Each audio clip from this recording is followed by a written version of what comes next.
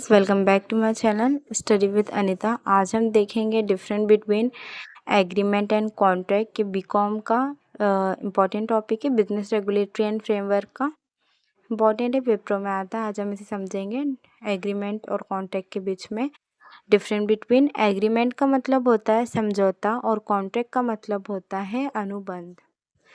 Every promises और every set of promises forming the consideration. जब दो व्यक्ति साथ में आते हैं और फॉर्म करते हैं, कंसिडरेशन देते हैं, अपने तत्व देते हैं, अपने जो अपने आइडियाज़ हैं उनको एक्सचेंज करते हैं और प्रॉमिस करते हैं for each other is an agreement. कि हम एक बिज़नेस के लिए दोनों व्यक्ति प्रॉमिस करेंगे कि हम इतने पैसे लगा रहे हैं, तुम भी इतने पैसे लगाओ।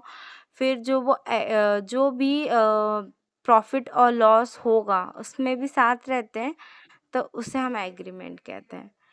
And agreement enforced by law is an contract.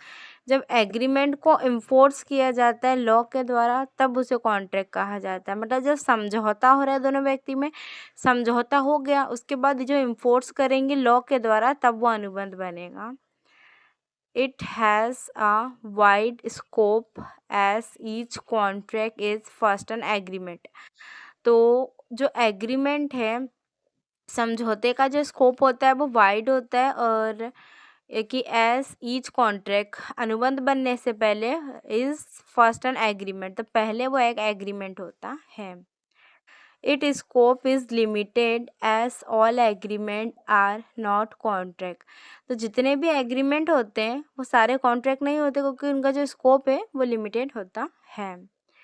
It is based on proposal and it's acceptance. जो समझौता बन रहा है दोनों पार्टीज़ के बीच, तो सबसे पहले प्रपोजल जाएगा, फिर प्रपोजल एक्सेप्ट होगा, उसके बाद ही एग्रीमेंट बनेगा, और एग्रीमेंट को इन्फोर्स किया जाएगा लॉ के द्वारा, तब बनेगा हमारा कॉन्ट्रैक्ट, अनुबंध।